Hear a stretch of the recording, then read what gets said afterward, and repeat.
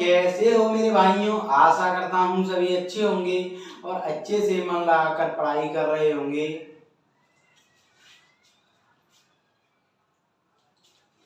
Hello बच्चों, कैसे हो सभी। आशा करता हूँ सभी अच्छे होंगे और अच्छे से मन लगाकर पढ़ाई कर रहे होंगे। तो मेरे भाइयों, आज मैं आपको पढ़ाने जा रहा हूँ प्रश्नावली 5.3 class 10th math, question number third का 10th क्वेश्चन। ये थर्ड का 10th क्वेश्चन लास्ट क्वेश्चन है। फिर उसके बाद क्वेश्चन नंबर 4 स्टार्ट करेंगे हम। आइए पहले इसको पढ़ते हैं, फिर समझते हैं, फिर उसे हल करेंगे। ठीक है, ठीक है। मैं सॉरी, एक एपी में ये L इक्वल ये दिया है, S इक्वल दिया है और कुल 9 पद दिए हैं, ये ज्ञात करना है। तो एक एपी क्या होता है, पहले मैं ये समझाया था। एपी होता है समांतर श्रेणी। क्वेश्चन कह रहा है ये समांतर श्रेणी है। तो मेरे भाइयों, कुछ बच्चों को पता होगा, कुछ को नहीं पता होगा। पहले ये बता देता हूँ समांतर श्रेणी होती क्या है, कब होती है और कब समांतर श्रेणी नहीं होगी। ठीक है, क्या होती है एक्चुअली। तो आइए इसको सॉल्व करें। तो एपी मीन्स क्या होता है।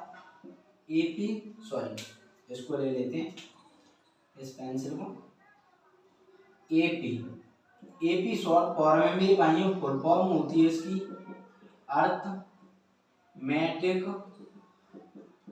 प्रोग्रेशन। अर्थमेटिक प्रोग्रेशन, इसको हिंदी में बोलते हैं मेरे भाइयों समांतर श्रेणी। हिंदी में क्या बोलते हैं, समांतर श्रेणी। ठीक है, अब सीरीज ले लो, कोई श्रेणी ले लो, ऐसे लेना 2 4 6 dot dot dot dot dot का मतलब होता है आगे कितने भी और भी पद आ सकते हैं। ठीक है, अनंत पद, इसकी कोई लिमिट नहीं। ठीक है, डॉट डॉट का मतलब। अब क्या करते हैं, समांतर श्रेणी कैसे होती है ये बता देता हूँ, कब होती है और कब नहीं होगी। समांतर श्रेणी होने के लिए कंडीशन होती है, क्या होती है मेरे भाइयों। कंडीशन ये होती है कि ये दो पदों के बीच का अंतर निकालते हैं।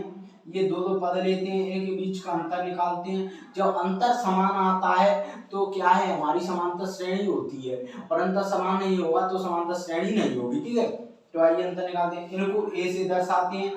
पहले पद को A1, दूसरे को A2, A3 ऐसे बोलते हैं।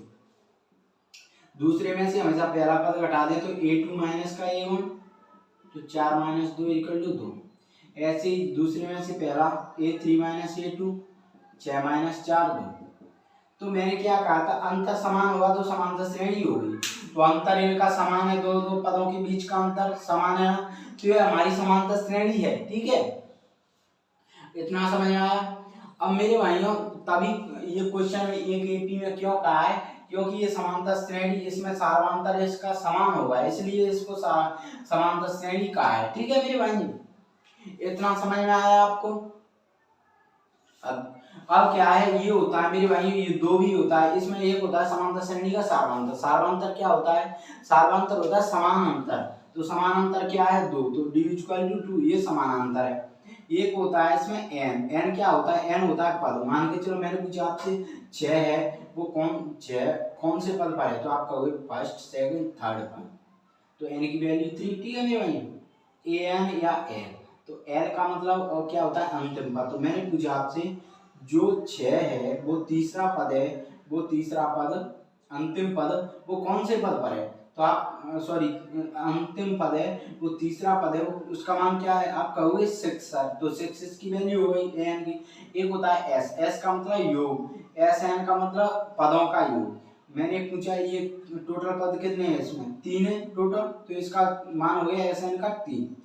इतना मैंने आपको डाउट इसलिए समझाया क्योंकि देखो कुछ बच्चों को पता होगा, कुछ को नहीं पता होगा, तो इससे क्या डाउट हो आपके और क्लियर हो जाएंगे। जिन बच्चों को पता नहीं है, पता होगा और पता नहीं है उनको तो समझ में आ ही जाएगा। तो इससे आपको ये भी समझ आएगा ये किस किस के मान लिए। तो आइए अब इसे क्वेश्चन को सॉल्व करते हैं हम। तो सॉल्व करोगे तो क्या है, पहले लिखोगे हल में लिखो मेरे भाइयों दिया है एल, या इसको बोलते हैं ए एन बोल सकते हो, अंतिम पद। ठीक है, एल या एल कुछ भी बोल सकते हो, कोई दिक्कत नहीं है। 28 S, S equal to S को बोलते हो योग, योग इक्वल टू 144। सॉरी, इसको भी दो तरीके से बोल सकते हो, एस को या तो एस बोल सकते हो इसे या एस एन लिख सकते हो, ठीक है, एस एन लिख सकते हो। इसका मतलब होता है पदों का योग।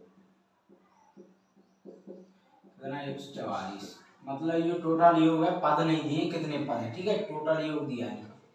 टोटल पद कितने दे दिए हम, एस एन, वो एन की वैल्यू इसमें कितनी दे दी 9।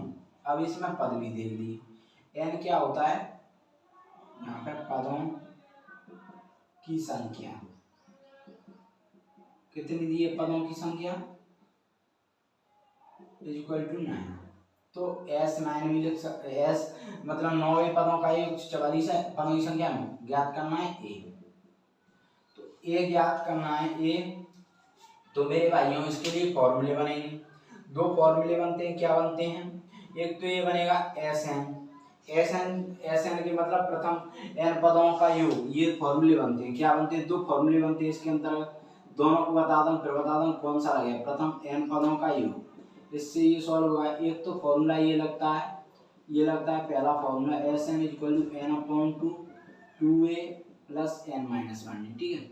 और दूसरा फॉर्मूला होता है मेरे भाइयों N upon two A plus A N, या इसको बोल देते हैं एल, ठीक है, ए प्लस एल बोल दे। तो आप कौन सा लगो, स्थिति के हिसाब से लगता है, हमारे पास वैल्यू दी होती है उसके हिसाब से। देखो इसमें अंतिम पद दिया है, एस एन का मान दिया है और एन का मान दिया, हमें निकालना है ए का मान, ठीक है।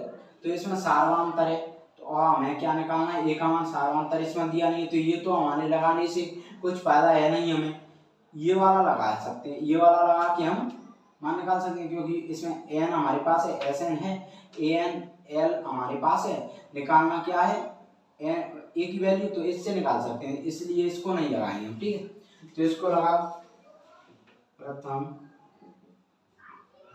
एन पदों का योग, लगाओ एस एन इक्वल टू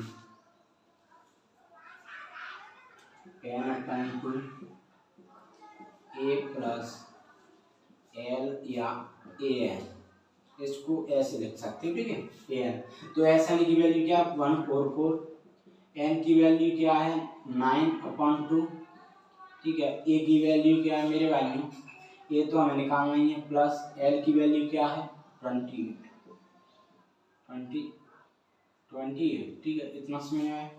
अब क्या करोगे, अब इधर ले लो, इसको मिटा दो, इनकी कोई जरूरत नहीं, ये तो समझाने के लिए जस्ट बताया था मैंने, क्योंकि मेरे भाइयों समझना ही, क्वेश्चन सॉल्व करना ही इम्पोर्टेंट नहीं है, समझना भी इम्पोर्टेंट है उस चीज को, ठीक है। 144, अब देखो ये इक्वल टू 9/2, ये सॉरी इसको ऐसे बना लेना। अब क्या है ए प्लस 28, अब इनका इनसे गुणा कर लो, तो ये गुणा में तो इनका गुणा करो, ये तो भाग में, तो इनका तो भाग होगा, तो गुणा करोगे तो कितना होगा 9a प्लस, देखो 9a प्लस 28 गुणा 9, 28 गुणा 9 करो तो 9 8 72 की 2 5 7, 9 दूनी 18 6 24 25, तो ये कितना आ गया 252।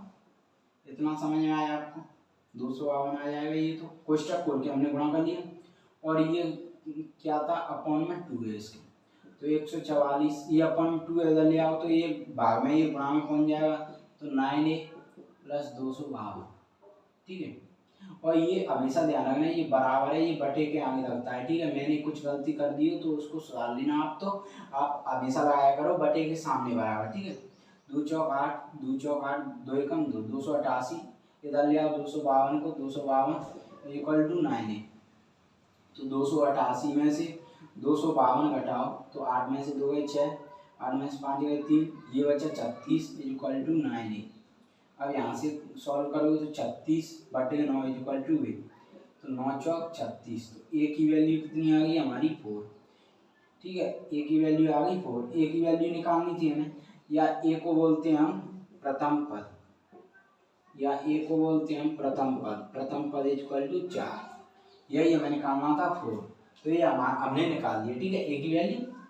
तो मेरे भाइयों अगर क्वेश्चन समझ में आया होगा तो वीडियो को लाइक करें, शेयर करें, वीडियो पर कमेंट करें कि कैसा समझ में आया, और चैनल को सब्सक्राइब करना ना भूलें। धन्यवाद, थैंक यू।